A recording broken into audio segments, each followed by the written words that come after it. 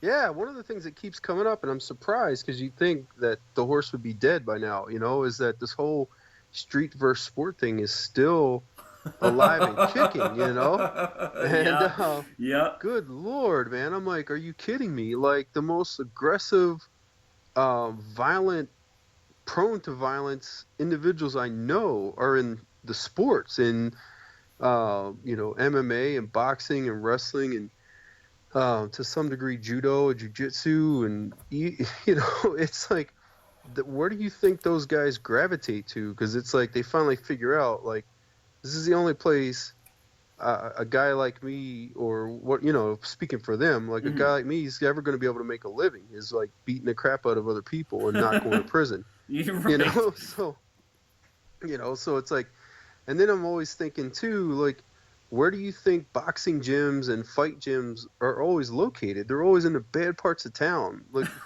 what do True. you know what I mean? I'm like, what the hell, man?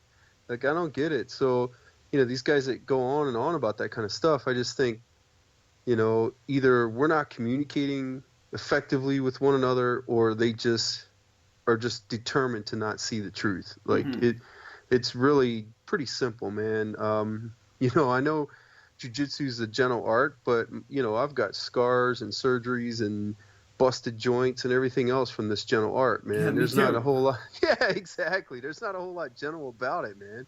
There's days where, Cecil and I have talked about it before, where we'll sit in the car and just pray nobody shows up. We're like, Yeah, we're like, please, man, can he just not show up today so I can just go home because I'm too banged up to do this again. yeah. But yeah, it's always surprises me. I see it over and over and over again, and I'm like, not that I'm, all that, or like, an important figure in jiu-jitsu or anything, but I was around kind of when, some of the first guys got here, like, as far as the UFC and that kind of thing, when, having the opportunity to train with Conan Save and those guys, and one of Carlson's first black belts in the States, and we had challenge stuff all the time, man, and he had no issue with it. And Hmm. people would bring up like, well, what about guns, and what about a knife, and what about a weapon? And I'm thinking, dude, I saw Save pull a cig out of his sweatpants all the time and stick it under his gym bag so we could start rolling. I'm like, Like, what I'm about like, it, really? yeah. Like, I'm like, who, like, I don't think they're really too concerned about that, man. yeah. I think they're prepared for that eventuality. So it's just one of those things that it just continues to boggle my mind that people even have the conversation. Like, come on, man. You know, In obviously, 2017, we're gonna have that conversation. You know, yeah, like yeah, it's exactly. it's incredible that it lasted this long. It's like this little mimetic thing that people keep passing between each other as like a Yeah, little self esteem project. Like, it's okay, we're better than those guys. They're just doing the sport yeah, stuff. yeah. It's funny. It's kind of like, well, what if the guy's bigger than you? What if the guy weighs you by 100 pounds? I'm like, well, no shit, dude. Pick something up and hit him.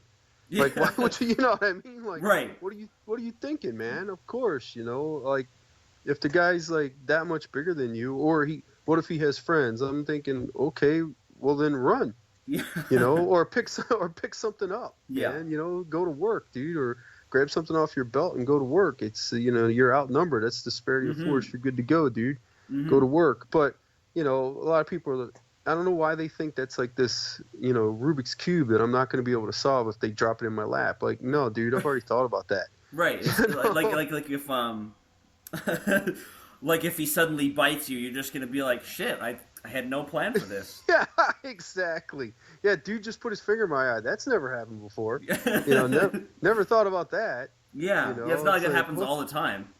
Yeah, and who's better conditioned to deal with that? A guy Yeah, who's in a sport where you're constantly bumping and grinding, you're constantly getting hurt and training anyway. yeah. People are It's poking you like in the this. eyes and kicking you in the balls all the time.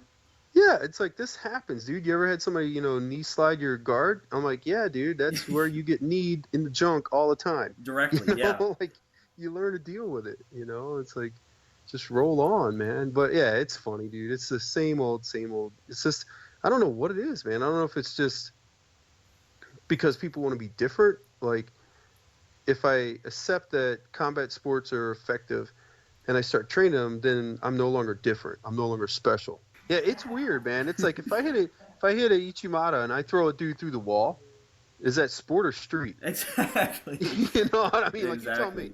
I bet you the guy that went through the wall doesn't care. Yeah. It's He's like, there's some. good thing you only hit me with a sport move. Yeah, exactly. I dropped Sayonara a dude into a curb. He's putting his face back together. And he's like, "Thank God that was just a sport move." Thank God he didn't bite me. Yeah, I'm like, exactly. where the hell do these dudes come from?